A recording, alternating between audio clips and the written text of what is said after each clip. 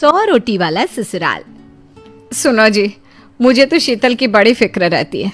उसका ध्यान तो बस घर के बाहर दोस्तों के साथ घूमने फिरने में ही रहता है। उसे कुछ बोलो तो एक नहीं सुनती। मैं तो कहती हूँ इसकी जल्दी शादी वादी करवा दो, वरना लड़की हाथ से निकल जाएगी। तुमसे ज्यादा चिंता है मुझे शीतल की शादी की। कल ही वो रामपुर वाले मौसा जी को फोन भी किया था। बता रहे थे एक लड़का है नजर में, उनका अपना घर है और लड़का भी अच्छा है। अरे तो फिर बस बात चलाओ ना, एक बार देखे तो सही लड़का और घर बार कैसा है।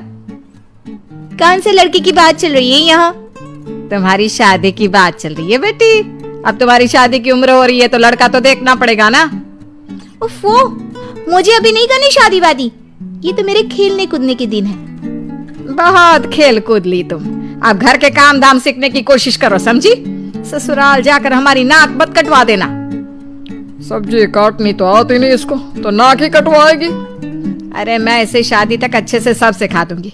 आप तो बस उस लड़के से इसकी शादी के बाद चलवाओ। कुछ दिनों बाद कुणाल और उसकी माँ शीतल को देखने घर आते हैं। कुणाल दिखने में बड़ा ही स्मार्ट होता है। शीतल तो उसे देखती ही रह जाती है।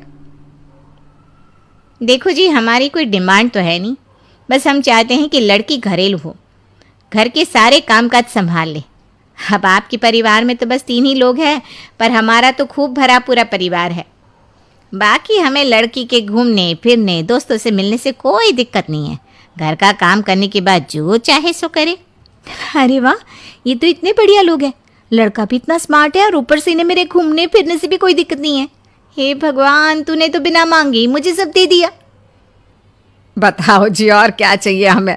हमारी तरफ से तो रिश्ता पक्का है जी। बस फिर तो हंसी खुशी शीतल और कुणाल की शादी हो जाती है।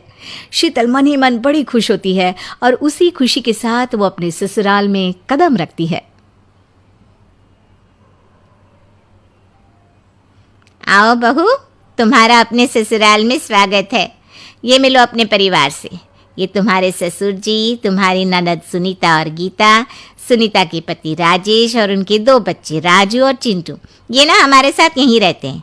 ये तुम्हारी दादी सास हैं और बाकी लोग अभी बाहर गए हुए हैं। इतने सारे लोग, ये सब यहीं रहते हैं इस घर में? अरे अभी तो मेरे देवर देवरानी और उनके 3 बच्चे यहाँ नहीं है। उसके मायके में भी शादी थी ना, तो बस वहीं गई है। कल तक आ जाएंगे। हे भगवान, ये घर है या धर्मशाला? ये सब एक साथ इस घर में कैसे रहते हैं? मुझे तो पता ही नहीं था इनका इतना बड़ा परिवार है। अब समझी कि कोई डिमांड क्यों नहीं की इन्होंने। ये सब चाल चले मेरे साथ।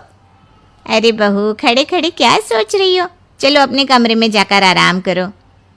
जी माँ जी। अगले दिन शीतल का ससुराल में पहला दिन होता है। शीतल रसोई में जाकर सबके लिए खीर बनाने लगती है। तभी उसकी ननद सुनीता आती है। अरे वाह भाभी, आज क्या बना रही हो? बस दीदी, आज वो पहली रसोई है ना, तो खीर बना रही थी। अरे भाभी, ये खीर वीर रहने दो। घर में 4 लोगों को शुगर है और कुछ लोग मीठा ही नहीं खाते। आप ना सीधा खाना ही बना दो। क्या फ़र्क पड़ता है, मीठा बने या नमकीन? बस बहू के हाथ की पहली रसोई होनी चाहिए ना। जी दीदी, तो फिर मैं खाना ही बना देती हूँ। आप बता दो खाने में क्या बनेगा? बस सिंपल सी कोई सब्जी बना दो, जैसे आलू गोभी या आलू मटर, और उसके साथ रोटियां सेक दो। हमारे परिवार में अब तुम्हें मिलाकर पूरे 20 लोग हो गए हैं। 15 बड़े और 5 बच्चे। बड़ों की 6 और बच्चों की 2 के हिसाब से रोटी बना देना। चलो मैं चलती हूँ, सब देख लेना। हाँ, बड़ों की 6 रोटी, मतलब कि 15 लोगों की 90 रोटियाँ, और बच्चों की 2 रोटी, मतलब 5 बच्चों की 10 रोटियाँ। 90 और 10 मतलब कुल मिलाकर 100 रोटियाँ। हाय, मैं तो मर गई। 100 रोटी अकेले कैसे बनाऊंगी? माँ, ये तुमने मेरी शादी कहाँ कर दी? शादी से पहले तो मैंने कभी 4 रोटी से ज्यादा नहीं बनाई। शीतल एक बड़ी सी परात में 100 लोगों के हिसाब से आटा निकालती है और उसे गूंथना शुरू करती है। आटा गूंथते गूंथते शीतल के पसीने छूट जाते हैं। उसके बाद बारी आती है रोटी बनाने की। शीतल एक एक करके रोटी बनाना शुरू करती है और 10 रोटी बनाते ही अपनी कमर पकड़ लेती है।